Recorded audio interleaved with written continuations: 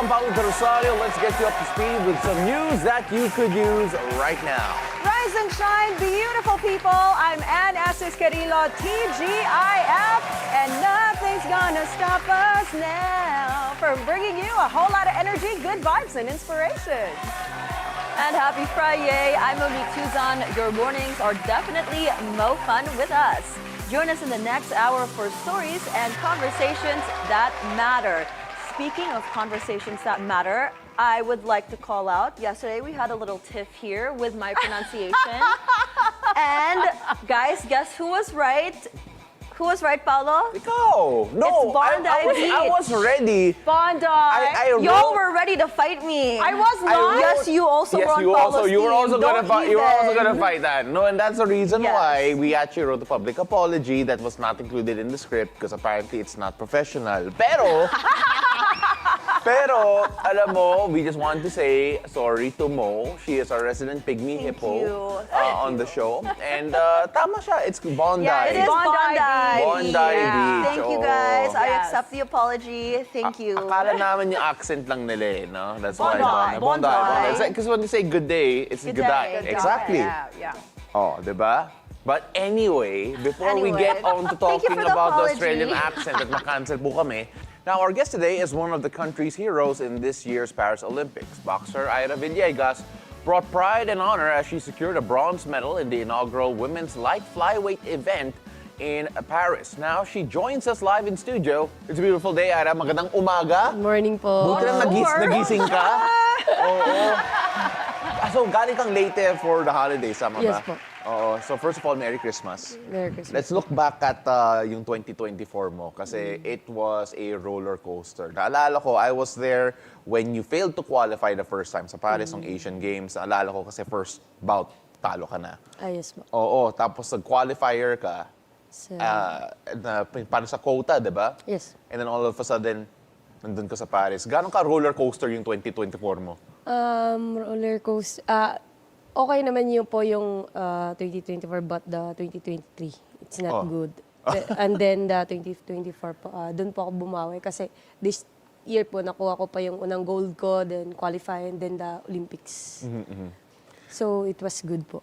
Oo. You-mention mo yung unang gold mo eh. Right before that, prior to that, sa SEA Games, bronze medal ka. Yes. Hindi ka nanalo sa Asian Games. Gano'ng ka-importante yung gold na yun para sa'yo? Sa tagal ko po sa national team, 12 years. So, first time ko po na gold. Kasi ang hirap po lalo na po sa kategory ko po, sobrang dami po namin. So, ang hirap po niya. Tapos, matagal ko na siyang pinapangarap ever since. Parang kailan ako mag-gold. Minsan, binibiro ko pa sila na anong feeling kaya na mismo sa'yo, ipapatugtog yung national anthem ng Pilipinas. Kasi Yeah. kahit naman po sa mga, sa mga teammate ko, tapos pinapatugtog yung, iba yung feeling eh. Parang, ano yung feeling pag sa'yo. So, that year, this year, nung pinatugtog siya sa akin, iba yung feeling. Tapos sabi ko na sana sa Olympic, mapatugtog yon para sa Pilipinas. And then, kahit hindi sa akin, okay lang. Dahil meron naman po kay Yulo, 2 beses Pero pa. beses pa nga, Yes. di ba? Opo. Oo. So, yun. Actually, just to put it in context, girls, kasi si Aira needed to win the gold to qualify for the Olympics. It was for the quota tournament. So that was her first time winning gold. And normally, the only time you can hear your national anthem is kung nag-gold medal ka sa Nag-gold, podium, yeah, di ba? And how was that? How was your feeling when you qualified for the Paris Olympics? Sobrang mixed emotion po kasi this year po, meron pa rin po akong injury. Hindi pa as in totally healed. Yeah, So, tama. hindi siya 100%. But, ayun nga po, mindset and tiwala kay God din sa sarili mo din, syempre, sa lahat po.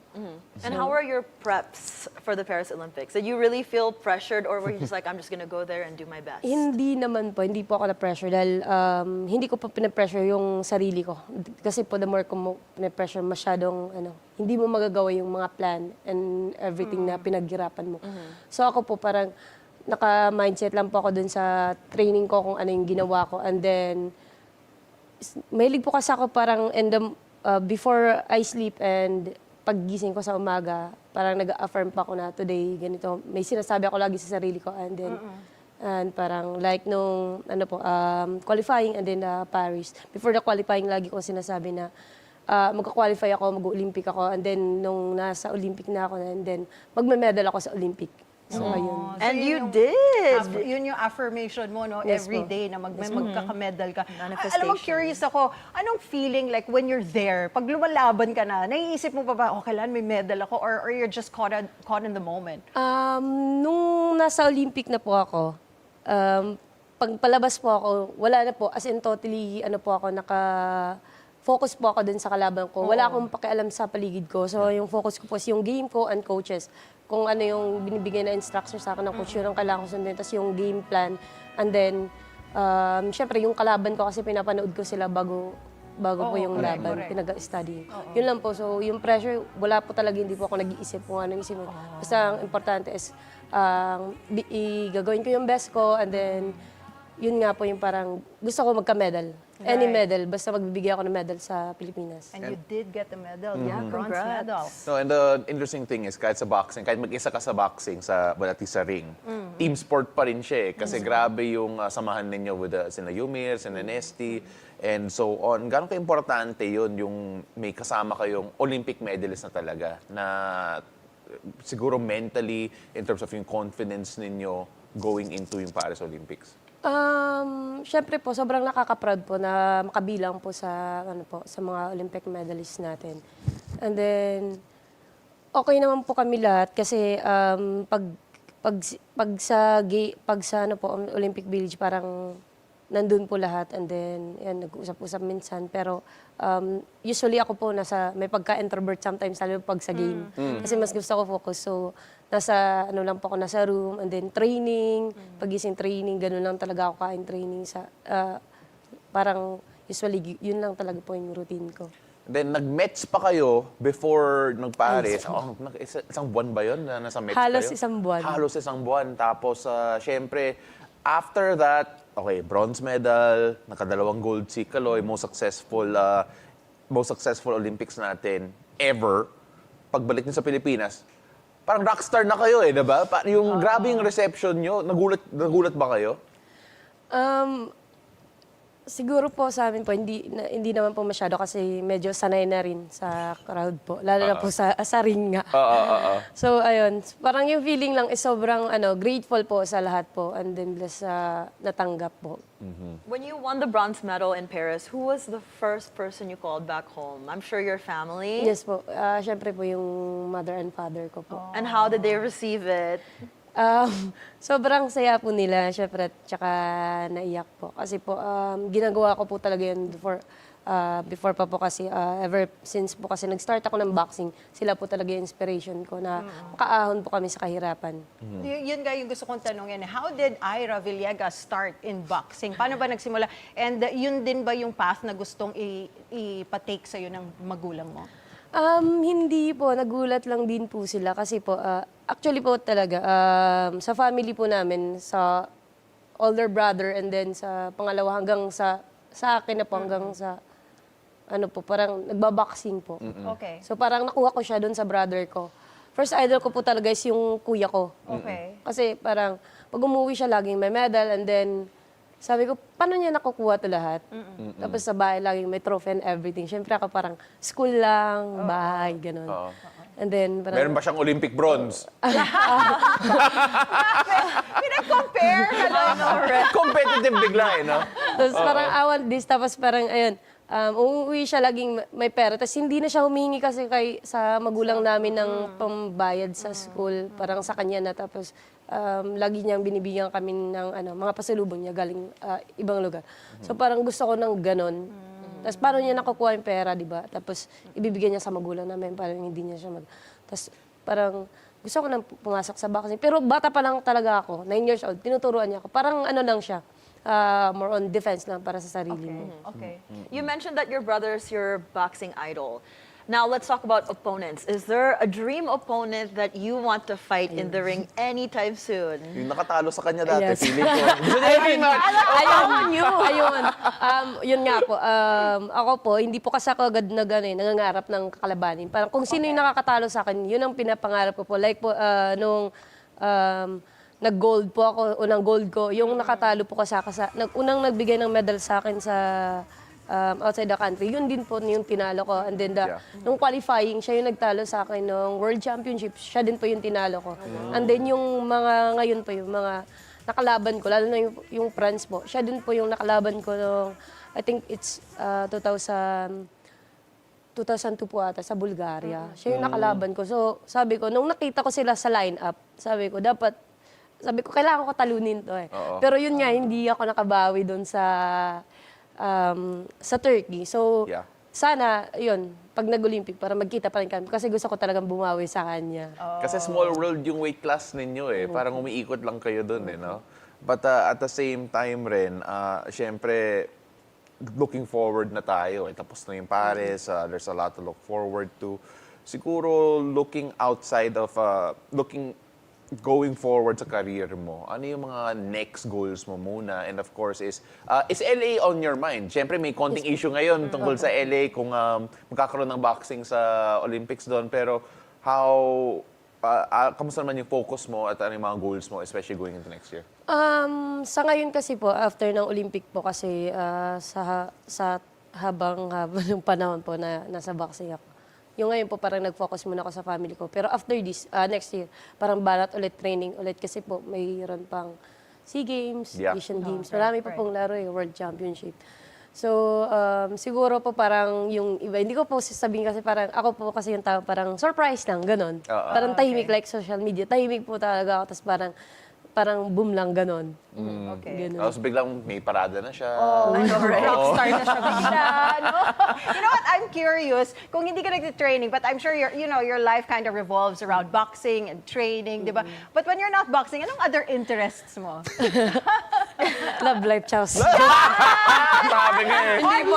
Gusto ko yan! Gusto ko yan, Grabe, love pati life. yung mga hirit ka, knockout rin eh, no? At least my love life siya. Hindi po, No, seriously. Ayun po, ayun, yung love life ko is, ayun, gym lang, parang gano'n lang din po. Pero ano po, outdoors po talaga. Like hiking, gano'n po. Mahilig po ako sa mga ganyan po. And then, yun po. Yeah. Siyempre, 2024, how would you describe it para sa'yo? Siguro one word natin siya. Blessed po, sobrang blessed. I love that. Grabe. Kasi iba talaga yung 2024 mo. Imagine, from not winning a gold medal prior to all of a sudden, nag-qualify ka. At last chance mo na yun. She needed to win her last bout because she missed, I think, 3 ata yung chances mo prior to that, no? Or, I think, pangatlong chance ata yun. Kasi Asian Games yung unang qualifier. Tapos yung pangalawa was... Pangalawa po. Pangalawa to. And the last one po is sa Thailand po nung second world qualifying. Tapos Ayun. sa ano po ka nag-qualify? Sa Italy po. Sa Italy. Oh, please. Yeah, basta either way, grabe talaga. What a journey. And of course, Paris doing a lot better. When's the next time we can see you in the ring siguro? Next year. Next year Next na. year na po agad. Next year agad. Next year, next week na yun. Yes, nga po. Oh, yeah. Next week na yun, next year. Parang next week, gano'n lang. Oo, Do ganun you na rin. train also? Ngayon po, hindi. Nagtitraining po, pero hindi po parang Hindi consistent intense. na lagi po Not kasi yet, po yeah. medyo Holiday busy pa rin break, po. Yes po. yeah. Tapos marami pa rin pong mga engagements po. So parang... Oo nga naman. Pagbakasyon ninyo naman siya, no? Ira. At hindi lang may plano yan eh. May Yes. mag-ramp up pa yun eh. Mag-ramp up pa yun eh. Don't forget about us, Ira, when you go to LA and win that gold. Yeah. We're manifesting We're gonna it get now. Sasama tayo. Actually, yeah, bring us with you. We'll be your cheering squad. Mag-LA naman. Hindi ako Kinabahan napuntang si Paris, Ira, kaya no? mag-LA naman Parang, ako. okay. Oh my goodness. Alright, ladies and gentlemen, Aira Villegas, maraming salamat. Thank you very much for joining us this morning. Thank you so much, Ira.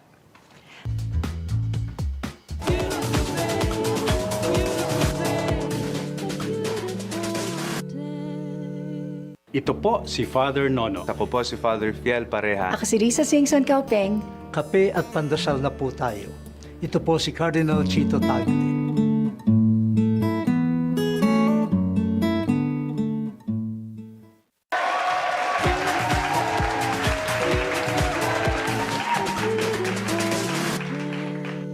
Hello and welcome back. You're still watching It's a Beautiful Day. In entertainment, R&B queen Beyoncé is keeping her fans guessing after her halftime performance at the NFL's Christmas Day game. The 32-time Grammy winner dropped a video on her social media accounts Thursday. It shows Beyoncé on a horse waving the American flag. The brief video ends with a simple message that said January 14, 2025. Beyonce performed hits from her 8th studio album, Cowboy Carter, during the game, featuring the Baltimore Ravens against the Houston Texans. Now, if this is a teaser of what's to come in 2025, like a world tour or something, I'm really hoping that Philippines will be one of her stops. I don't think the Philippines can accommodate Beyonce. Wasn't she here before? I don't think she's ever been here in the Philippines. I actually don't No, know. wait, I think she was. Baka But that was a Destiny's long Child. time ago. No, Beyonce, if I'm not Child. I mistaken. thought that was Can Destiny's someone Child, can someone research that? 'Cause I was still in radio and I remember that came? Yeah, Beyonce. Baka you weren't here.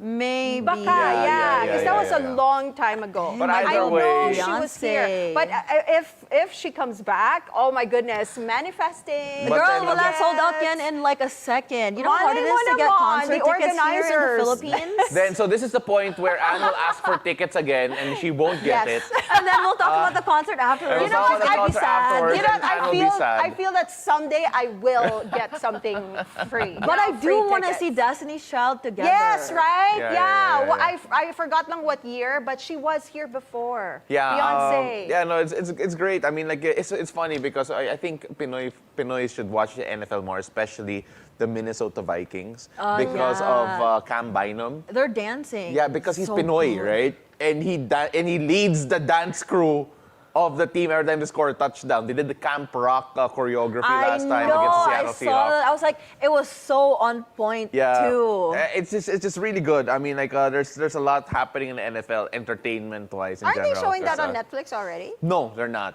So you have okay. to. But you know, people will find a way to watch it. The NFL Network's also online. But the dances you can see in general. Yes, All right. So meanwhile, one of the most memorable sports comedy films of the 90s is getting a sequel. Now, streaming giant Netflix dropped a teaser for Happy Gilmore 2, starring Adam Sandler. The 1996 film tells the story of a hot-headed hockey player who shifts to golf in the hopes of reclaiming his grandmother's house from the IRS. Happy Gilmore 2 has yet to have a definite release date. Platform next year. Here's a look. It's great to see you back, Mr. Gilmore. Yeah, baby! We've only just begun.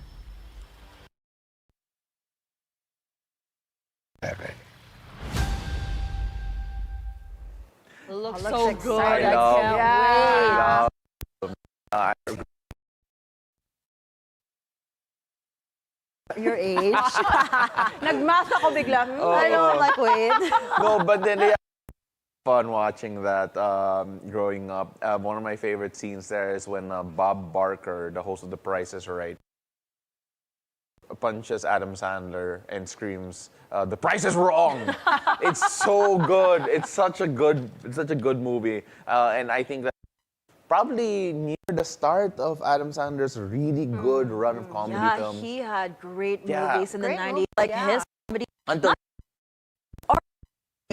He's Uncut up Gems there. is really good. Yeah. Click. there's- Click. It's really Yeah. good. 51st Dates, of course. Yes, for the 51st rom-com Dates. fans. Big Yeah. Daddy. What is it? Big Daddy? Big Daddy for that group. I mean, like it's just such. He had such a good run of comedic films, and he's one of those guys that he can. Showing us Yeah. Murder Mystery with Jennifer Yeah. Aniston. Yeah. There's That was just a nice, lot too. happening for Adam. I'm so crazy that Travis Kelce. Ayan, I'm like, is that him? Travis Kelce, Tay-Tay's boyfriend. Hold on. there's- He's gonna pop out in a bit. He's the one that said, Mr. Gilmore, nice to see you again. Oh my There- goodness. Well, he can do whatever he wants. Yeah, because Especially now Tay-Tay's with his boyfriend. status. Yeah. Ay, naku. To an end. But before, let's look back on some of the top names that made headlines this 2024 in this special report by Hannah T.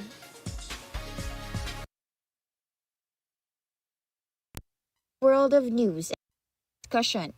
Some due to controversy, some success, and others because of legal challenges.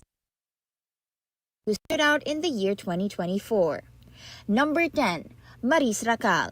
Maris Racal did not just shine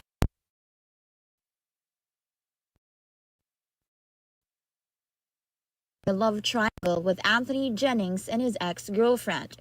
Despite the controversy, her film Sunshine Festival. Numbers 9 and 8. Donald Trump and Kamala Harris. In the recent U.S. presidential election, Donald Trump defeated U.S. Vice President Kamala Harris, who became the Democratic candidate after President Joe Biden withdrew from the race.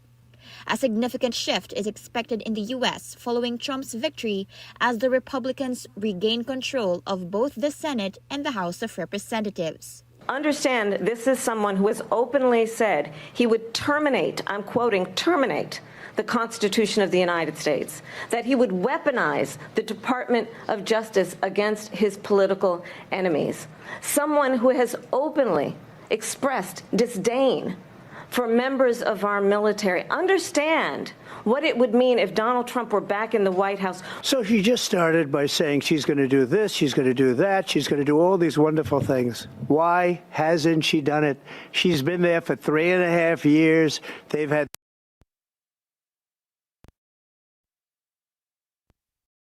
great jobs and all the things we talked about. Why hasn't she done it? And prizes. Number 6. Mary Jane Veloso. The Philippines successfully brought home death row inmate Mary Jane Veloso, who spent over a decade in prison in Indonesia for drug trafficking. She reunited with her family this Christmas, while the Veloso family and several groups continue to call for her absolute pardon. Hindi namin akalain na mangyayari ito. Sa 15 years, ito nagkasama-sama na kami ng Pasko. Number 5. Apollo Kibuloy. Kingdom of Jesus Christ leader Apollo Kibuloy was arrested this year after months in hiding. He is former President Rodrigo Duterte's spiritual advisor and one of the most influential preachers in Mindanao. Included in the FBI's Most Wanted, he also faces criminal charges including human trafficking and sexual abuse here in the country. Kung meron po silang mga charges na kriminal laban sa akin, malaya po silang mag-file ng kaso. Number 4. Alice Go. Alice Go or Go Hua-ping was dismissed as mayor of Bamban, Tarlac after being linked to illegal pogo operations. There are also allegations that she is a Chinese spy. She is now detained at the Pasig City Jail facing multiple charges including human trafficking. Number 3. Former President Rodrigo Duterte. The issue of Duterte's drug war persists even after he left office. The House Quad Committee has diligently investigated allegations involving some of his family members in illegal drug trade.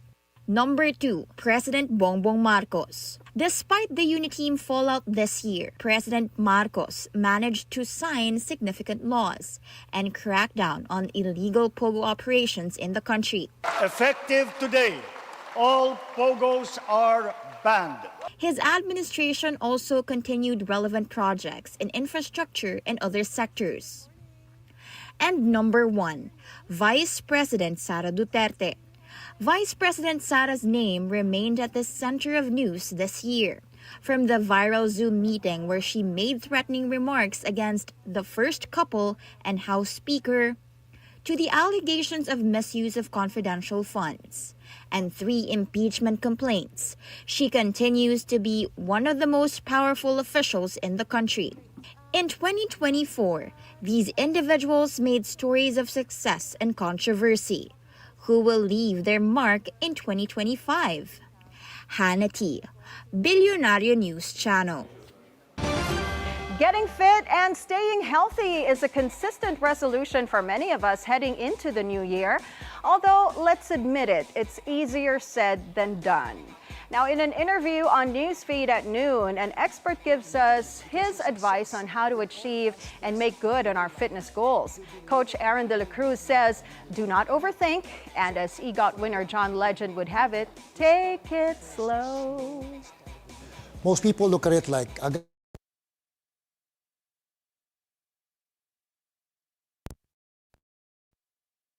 you have to look at it from start to finish. You have to find a routine that works for you. set your schedule. All of us have our schedules, we just don't concentrate on that. By making sure you have a time for fitness, for walking, for taking time to think of what you want to do, for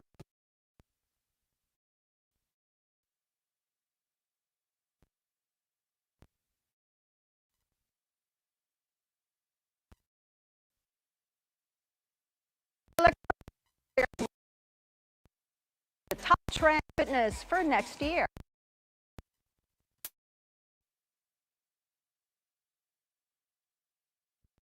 come up, gonna have a Splash Cup 2025. A lot of fit apps will be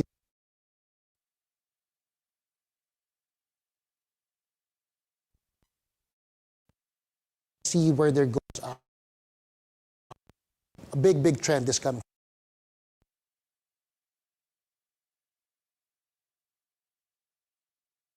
When we're talking about fitness, a lot of trends are going to be starting in 2025, like AI.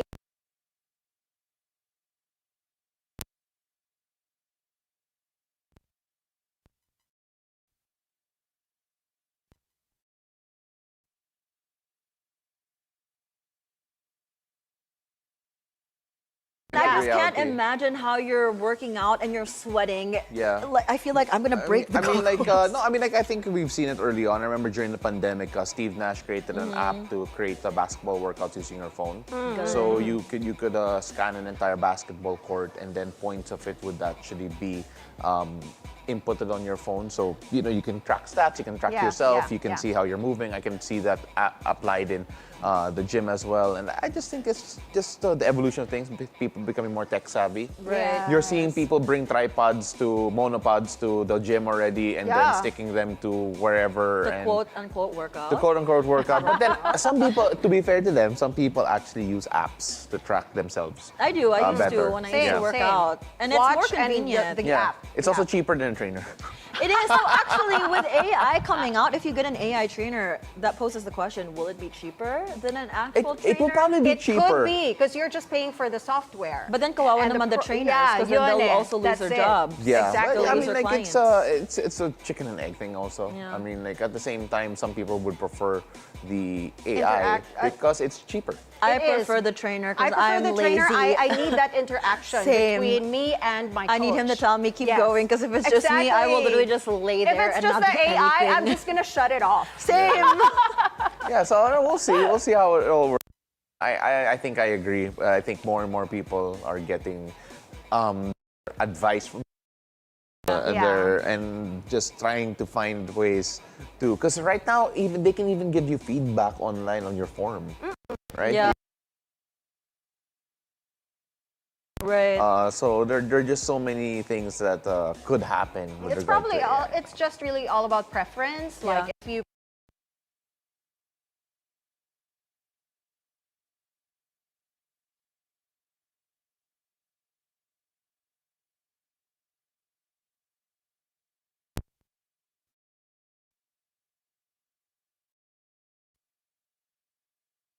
Mamon to pandesal. Yun yung hanap niya. Pandesal? Yeah, that's what they call it, right? The apps like yeah. Pero isang pandesal lang. Now it's a puto bongbong.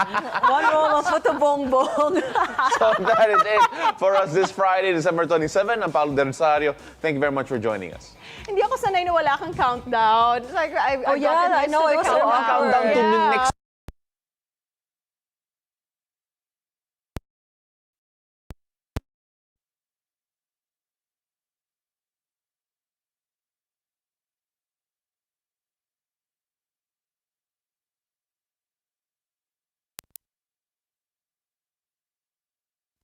I'm Monique Tuzon. You guys all stay safe and have a great weekend ahead. Join us again on Monday at 7 a.m. only here on... It's a beautiful day.